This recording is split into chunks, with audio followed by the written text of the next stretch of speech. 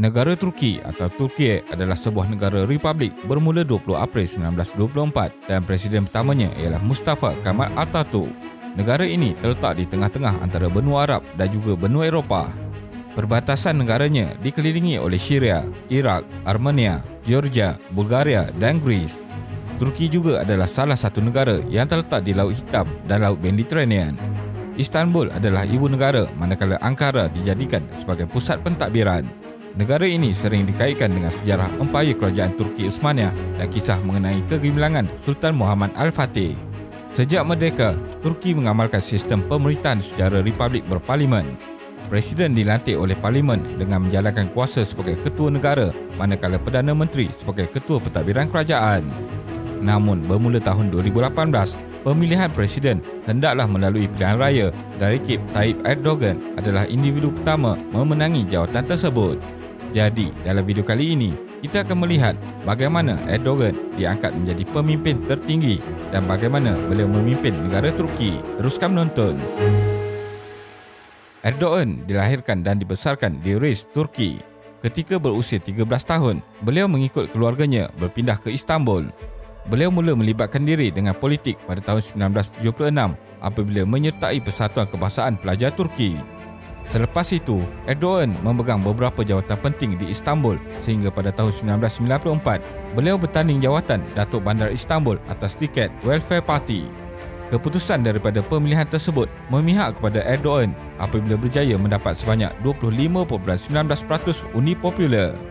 Namun pada tahun 1998, beliau melalui detik-detik hitam dalam kerjaya politiknya apabila didapati bersalah atas tuduhan menimbulkan ketegangan antara agama. Tuduhan ini dikaitkan dengan tindakannya yang membaca sebuah puisi di depan khalayak ramai. Didapati bersalah dan dijatuhkan hukuman 10 bulan penjara, Erdogan meletak jawatan sebagai Datuk Bandar Istanbul. Setelah 4 bulan di penjara, Erdogan dibebaskan. Beliau kembali semula dalam arena politik negara melalui Vichy Party, sebuah parti yang diasaskan oleh Ismail Alpkine. Beberapa pemimpin utama parti tersebut adalah bekas ahli Welfare Party, sebuah parti pimpinan Dr. Erbakan yang telah diharamkan oleh kerajaan pada tahun 1998. Selepas 2 tahun, perjalanan politik Erdogan sekali lagi terganggu apabila Vichy Party diharamkan. Pengharaman ini dibuat atas dakwaan wujudnya pelanggaran artikel dalam Undang-Undang Sekolah Turki. Tidak mahu mengambil lebih banyak risiko, Erdogan memilih untuk menjauhkan diri daripada Erbakan dan bergabung dengan beberapa pemimpin politik yang lain untuk menumbuhkan Justice and Development Party (AKP). Penubuhan parti ini mendapat sambutan yang amat baik oleh masyarakat. Semasa pilihan raya diadakan pada tahun 2002, parti AKP berjaya menguasai 34% kerusi parlimen.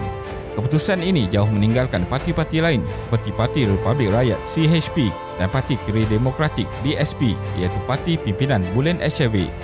Akibat kekalahan yang sangat teruk, Bülent Ecevit yang ketika itu merupakan Perdana Menteri terpaksa melepaskan jawatan dan digantikan dengan Abdullah Gül, wakil daripada parti AKP. Setahun kemudian, Abdullah Gül berundur daripada jawatan Perdana Menteri dan digantikan dengan Recep Tayyip Erdogan. Beliau secara rasmi dilantik ke jawatan itu pada 14 Mei 2003. Parti AKP terus mendapat kepercayaan sebahagian besar masyarakat dan berjaya mengekalkan kemenangan pada pilihan raya 2007 dan 2011. Erdogan juga berjaya mengekalkan kedudukannya sebagai Perdana Menteri untuk tempoh 3 penggal berturut-turut. Dilantik menjadi Presiden. Perlembagaan Turki telah menetapkan Perdana Menteri hanya boleh memegang jawatan untuk 3 penggal sahaja. Oleh itu, Erdogan membuat keputusan untuk bertanding dalam pilihan raya Presiden. Jika sebelum ini, Presiden Turki dipilih oleh sokongan ahli parlimen, namun selaras dengan pindaan perlembagaan pada tahun 2007, pemilihan Presiden yang baru harus melalui pilihan raya yang dipilih terus oleh rakyat. Pada 1 Julai 2014, naib Presiden Parti AKP, Mehmet Ali Şahin telah mengumumkan Erdogan sebagai calon mewakili Parti AKP untuk bertanding jawatan Presiden Turki yang baru. Pusingan pertama pemilihan presiden menyaksikan Erdogan berjaya meraih undi sebanyak 51.79%, melebihi syarat yang diperuntukkan iaitu 50% undi. Pesaingnya Ekmaledin hanya mendapat 38.44% undi, manakala Selahattin 9.76% undi. Keputusan pilihan raya tersebut menyaksikan Erdogan berjaya dipilih sebagai Presiden Turki pertama yang dipilih secara terus oleh rakyat. Beliau secara rasmi dilantik sebagai Presiden Turki ke-12 pada 29 Ogos 2014. Erdogan dan Turki.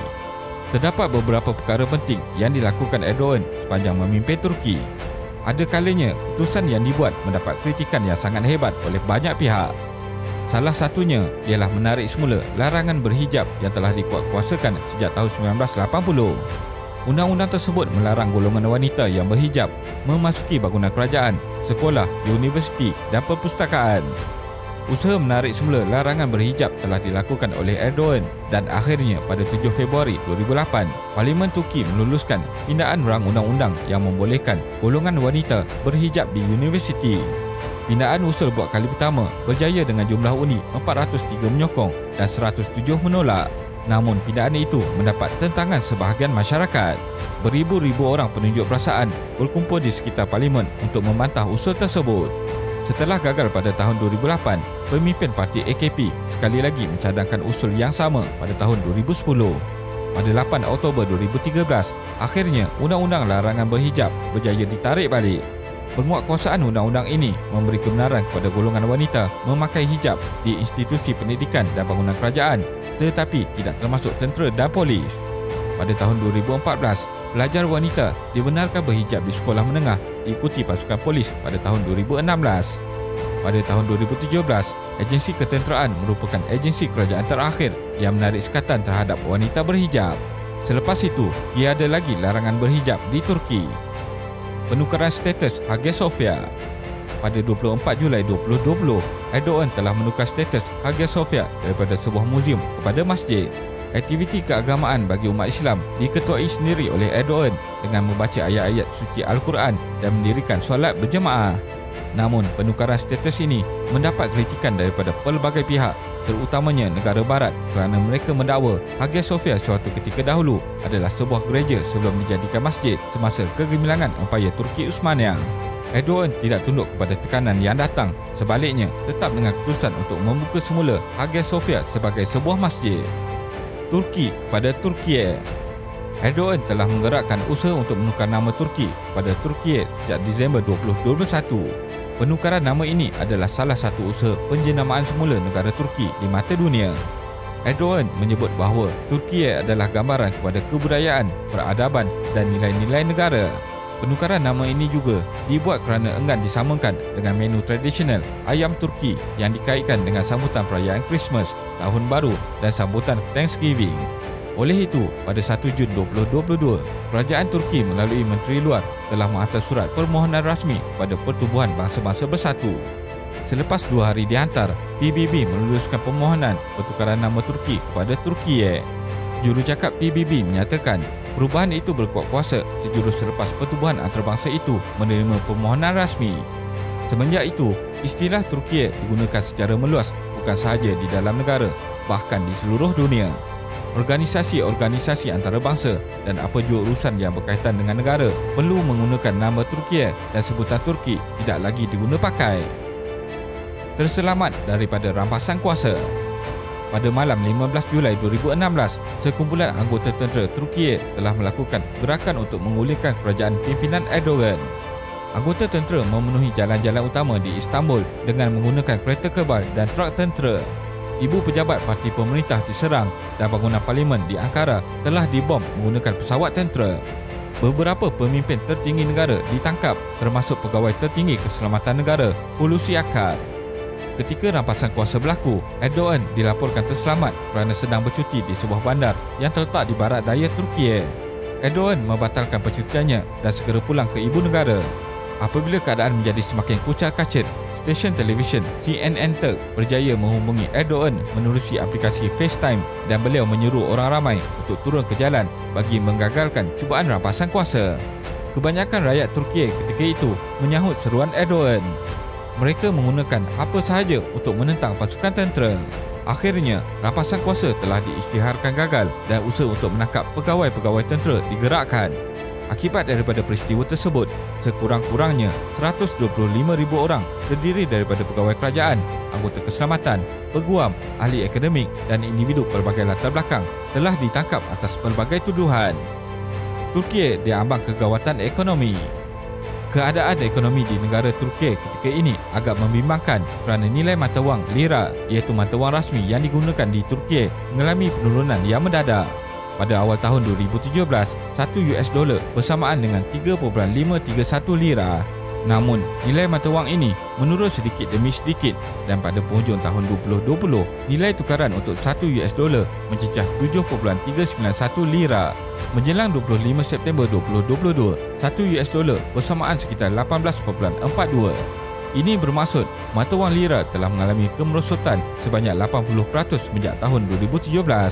Kejatuhan nilai mata wang ini dikaitkan dengan kesan daripada penularan pandemik COVID-19 yang menyebabkan banyak aktiviti ekonomi terganggu. Peperangan antara Rusia dan Ukraine juga memburukkan lagi keadaan. Kerajaan pimpinan Erdogan sejak beberapa bulan kebelakangan ini telah melakukan beberapa usaha untuk menyelamatkan ekonomi. Antaranya menaikkan kadar gaji minimum sebanyak 2 kali dalam masa setahun. Kenaikan kadar gaji minimum dibuat untuk mengimbangi kuasa beli pengguna yang semakin merosot disebabkan inflasi. Kesimpulannya, dapat dilihat bahawa negara Turki telah banyak melalui perubahan di bawah pimpinan Erdogan. Recep Tayyip Erdogan merupakan pemimpin yang sangat tegas dalam membentuk negara Turki sebagai pengaruh kuasa besar dunia walaupun terdapat beberapa tentangan daripada negara barat. Namun, kegawatan ekonomi yang sedang melanda dunia ketika ini memberi cabaran besar kepada pemimpin negara di seluruh dunia, termasuklah Turki di bawah pimpinan Erdogan. Terima kasih kerana menonton dan jangan lupa subscribe. Jumpa lagi.